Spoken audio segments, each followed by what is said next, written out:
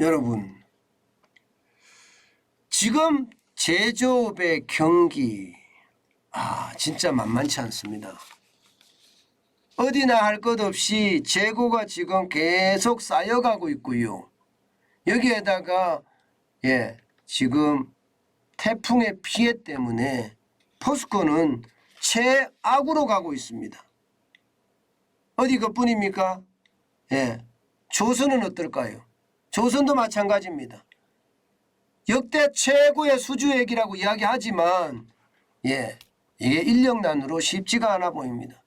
자동차도 마찬가지고요. 타이어도 마찬가지입니다. 상황은 점점 나빠지고 있는 게 현실이에요. 재고가 많이 쌓인다는 건 경기가 그만큼 돌아가지 않는다는 이야기잖아요. 게다가 수출까지 계속 적자를 기록하니까 거기에 대한 충격파가 제조업에 당연히 갈 수밖에 없는 겁니다. 이런 상황에서 말입니다, 여러분. 이런 상황에서 이 노조는 또 파업한다고 난리예요. 철강, 조선, 자동차, 타이어를 포함해서 주요 업체들이 연쇄 파업에 들어갔다 이렇게 이야기합니다. 실제 이럴 때 위기 때는 노사가 합심해서 상생하는 것이 기본이거든요. 그래야만 이 위기를 돌파할 수가 있는데 연쇄 파업을 벌인다고 하니 참 어느 나라 국민인지 의심스럽기 그지없습니다. 여러분, 지금 연쇄 파업은 장난 아니에요. 당장 현대제철, 아마 현대제철은요 5개월째 사장실이 점거당했고요. 공장장실도 점거당했습니다. 세상에 제가 참 한심하다는 웃음이 나오는데요. 사장실이 점거를 당하고요. 공장장실이 점거를 당하는 이런 초유의 일이 벌어지고 있습니다. 그것도 5개월째예요. 5개월째. 이게 여러분 대한민국의 현실이에요. 지금 제조업이 이렇다는 거예요. 이 와중에 말입니다. 민주노총 산하 4개 지회, 인천, 당진, 포항, 당진 하이스쿨에서 파업을 예고하고 있습니다. 파업 예고한다는 것은 곧 된다는 이야기예요. 노조가 5월 말 기본급 16만 5,200원을 인상을 해달라 하고 임금 요구안을 사측에 전달했는데요. 사측에서는 이 협상이 너무 무리하다 해서 안 하고 있습니다. 지난 8월 말에 노조원 투표를 통해서 파업권 확보했습니다. 이대로 가면 저는 충분히 파업을 할 거다 그렇게 생각합니다. 게다가 비정규직 노조도 파업에 들어갈 것으로 그렇게 예상이 되고 있습니다. 게다가 금호타이어 여기도 마찬가지입니다. 지난 19일에 임금협상이 결렬됐습니다. 노조는요 21일, 22일 파업 찬반 투표를 지금 하고 있는 중인데 이게 결국 말입니다. 여기도 마찬가지 파업으로 갈 가능성 높아졌습니다. 현대자동차도 마찬가지입니다. 정규직은 이게 파업을 안 하고 넘어가는지 모르겠으나 비정규직 지회가 지금 전면 파업을 했고요. 현대차 서울 본사 앞에서 집회를 열고 있습니다. 현대 사모중공업도 마찬가지입니다. 하청 지회가 지난 15일에서 21일 작업 거부를 했고요. 또 지금 노사가 일당 10,000원 인상에 합의는 해서 파업은 종료가 됐기는 해요. 그러나 지금 계속되는 연쇄 파업이 앞으로도 쭉 된다는 이야기잖아요. 이것은 여러분 어떻게 생각하면 상황이 참 아파진다. 진짜 아파지고 있다. 이렇게 이야기할 수가 있는 겁니다. 여러분 이렇게 어려울 때 왜 노조는 이렇게 연쇄 파업을 할까요? 게다가 경기 불황이다, 자연재해다 이런 악재를 기업을 압박하는 수단으로 삼고 있는 것, 이것도 저는 참 안타까운 부분이라고 생각을 합니다. 이대로 가면 여러분 당장 지금의 재고로는 버틸 수 있지만 앞으로 기업들이 제대로 영업을 할 수 있을까요? 특히 말입니다. 현대제철처럼 사장실을 점거하고 공장장실을 점거하면서 파업을 벌리면 이거 여러분 대한민국은 파업공화국 됩니다. 노조공화국 됩니다. 여러분 이거 한번 보세요. 이거 한번 보세요. 지난 6년간 파업으로 인한 기업 피해액입니다.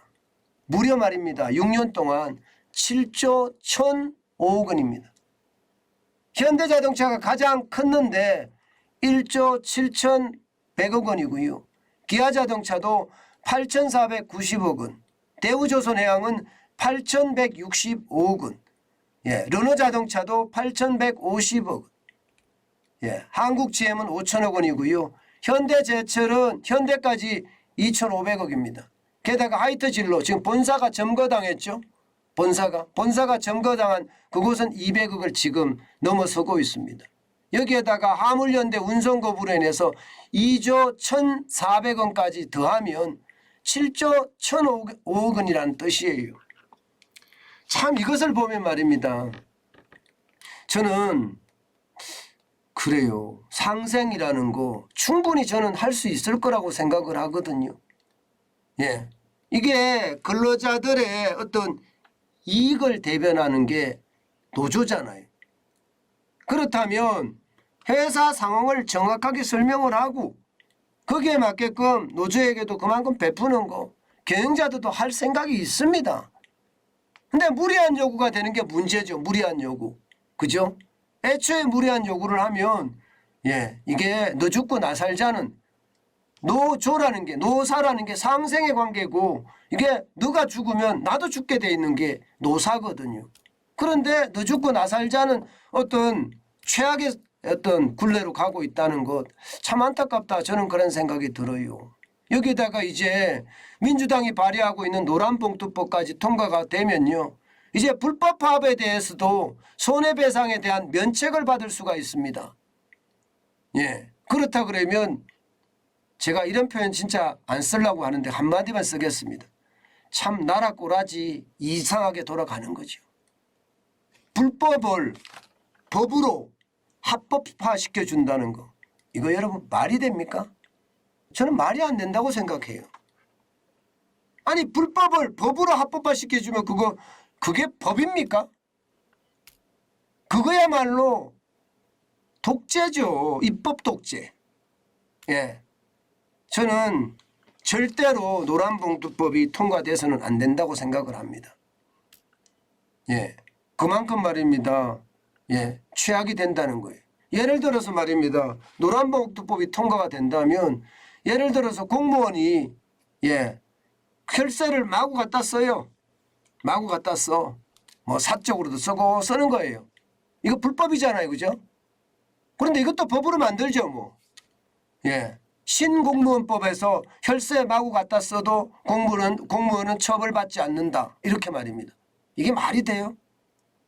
대한민국은 시장경제를 추구하는 나라입니다.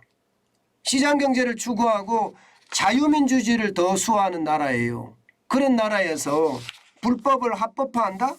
하하하. 참 진짜 우습고 우습습니다. 이게 정상적인 나라인지 모르겠어요. 저는 노사가 정치라는 개념, 정치파업이라는 개념을 이제 뺄 때도 됐다고 생각합니다. 아니 어느 나라 노조가 정치적인 소재를 가지고 파업을 합니까? 정치적인 소재를 가지고 파업하는 나라는 여러분 아마 들어보지 못했을 거예요. 지금 말입니다. 이상한 나라들 있잖아요. 이상한 나라들. 그런 나라들에는 아르헨티나나 그런 나라에도 잘 없어요. 노조는요. 노조의 어떤 궁극적인 일을 해야 되는데 정치 파업을 일삼는다는 게 저는 그게 나라가 점점 거꾸로 가고 있다는 이야기입니다. 여러분 제발 나라를 정상적으로 만들자고요. 정상적으로. 예. 비정상이 정상화돼서는 안 됩니다. 비정상은 망치로 깨부셔서 정상으로 만들어야 되는 거예요. 지금이 바로 그럴 때입니다. 윤석열 정부가 비정상을 정상으로 만드는 것, 예, 아주 중요한 그런 정책이라고 저는 생각합니다. 국가 운영의 기본은요, 법과 원칙입니다. 그 법과 원칙이 바로 설 수 있게 만들어지는 것, 그것이 대한민국이 살아나는 길이다. 저는 그렇게 말씀드릴 수 있을 것 같습니다.